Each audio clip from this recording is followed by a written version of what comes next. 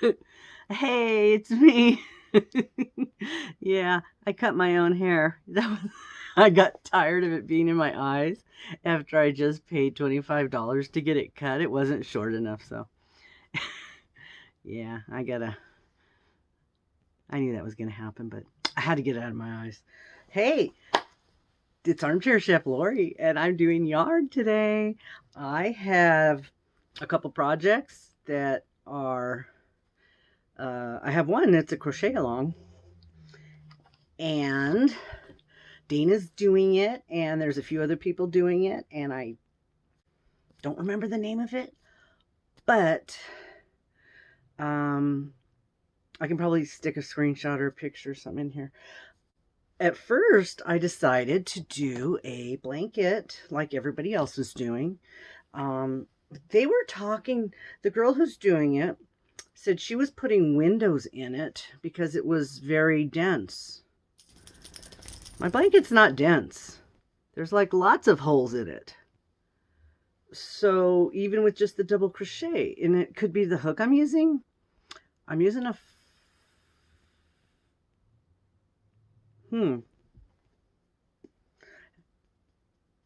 this one didn't come with a hook, so I don't remember what hook I'm using. Maybe I'm using the same one on the other project. Probably am. Probably a 5.5, because that's what I'm using on my other project. So I'm probably using the same hook on both. I don't know. But anyway, the premise of the crochet along is to have a main color and then have 8 other colors coordinating that you want to use. And every week on Thursday, she'll pick a random number, and you will take the color that you've assigned the number to and crochet that next with your main color in between. What are you doing? Okay. So this one, I decided to do like pinks and purples. I got some of those big balls at one of my mystery bags, and the pink salt that everybody's getting, so I use that for my main color, the pink salt, and then just some other random colors. But what I did was I used variegated colors, so it wouldn't just be color, color, color. It would be color mixed up colors, because I like different colors. I just, it's like plain vanilla is boring to me. One color is boring to me. I like to mix it up. So yeah, I've got even one of the purple marls in here from the Premiere Every Day. And there's one here that has a little bit of blue on it. And there's another one. One of these is peaches and cream. And the colors are almost exactly the same as the pink salt. So yeah, I've got, let's see, I've got a Karen Baby Cakes, a Craft Smart Value, 3 Premier Everydays, a Premier Sweet Roll, and bunches of hugs, and Hirschner's Pastry Puff. So I've got 8 of those, and so this is what I've done so far.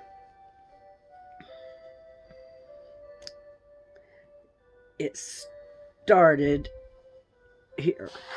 So I did the double crochet and then the row with the window like she suggested, because she doesn't want it too heavy.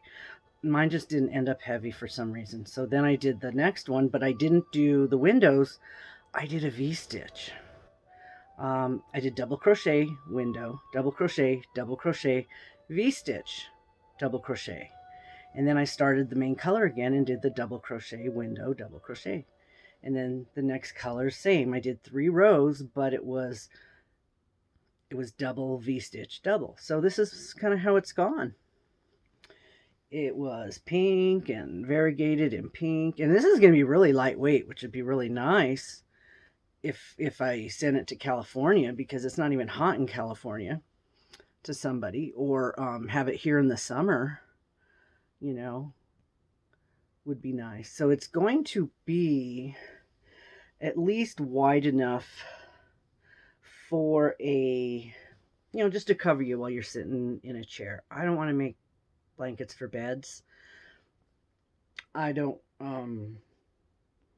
I did one of those. My first temperature blanket was, it fits my queen size bed. That's enough. I don't need to do another one. So I'm doing them so that they'll like fit somebody while they're sitting in the recliner, or a wheelchair, maybe just a throw to put over your feet, your legs and your feet. So yeah, you can see some of the color changes. So that's the first one I started. And so what I decided was I have a lot of colors and a lot of yarn. So I thought, well, let me do another one. It's not as big. So I decided, oh, let me put this over on the other side. I decided to do a scarf. But with this one, I decided to do, I was going through all my colors and I thought, oh, well, let me do blues and browns. So I got these colors from one of my purchases, a whole lot of these little blue ones and a whole lot of these little brown ones. So these are going to be my two main colors. Now, most of the time, I won't wear brown and blue together because I don't like the way it looks together, but in things like this, it looks good together. Blue and yellow might be nice too, because, you know, blue and yellow you use in the kitchen a lot. But yeah, these are going to be the two main colors. So what I did was, and it's going to be a scarf, so it's only this big. So I started with the brown, and then when I drew the first number, I did this one, and then I did a blue, and then the next number. The next number is supposed to be, it's an ice cream yarn. So I got a whole section of white because the color sections are very large. So this one ended up with a color of white, which actually doesn't look too bad. Breaks it up. And then I did a brown, and then I have a beige marl, the premier. Then a blue, and then I just did this one, which is thicker. It's a swirl cake with wool in it, and it's brown. I had a lot of these, and I didn't want to do a blanket with wool, but I thought, well, you know, let me put this in the scarf because it'll give it a little different texture. So I also had a blue one, and so I'm using this one too. So that'll add a little texture into the scarf because there are 8 colors. The odds of you doing the same one a gazillion times is not very, you know, great. So I have all my ends on one side, so I'm gonna probably do a border around it. So I'm not worried about, you know, putting these in right now. But I'm doing 2 rows. I'm not doing the same stitch. I found another stitch that somebody did on a scarf, a horizontal scarf, long ways, and I decided to do it on this. So it's like a sideways shell. So it looks sort of almost like a ziggy-zag, but both sides pretty much look the same. And I like the texture in it, especially with the different colors, because some colors the texture shows up better than others. So this is nice. And then I have another project. I'm going to use this stitch and those paint cans that we got in our grab bags. Mine was called Coffee Shop, and it had all the way from black, 6 colors up to like a cream.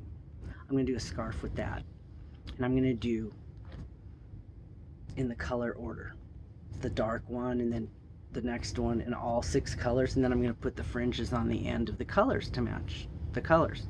So that's probably what I'm going to do while I'm in between weeks on this, because I'd like to get that finished. Because it's going to take a while if I do it. I was watching one of Crystal's videos on her scarf, and she did 220 chains. Well, 219. It had to be an odd number. So I had to watch something that told me what the length of it was going to be so that I could figure it out, and then I can just do whatever stitch I want.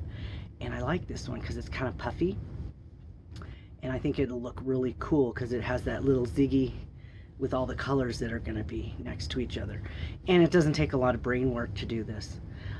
You know, when you're looking for stitches online and you do a search and it comes up easy, beginner, fast and easy, it's like, okay, how fast and easy is this? Can I watch TV while I'm doing it, or am I going to screw it up because I lose count?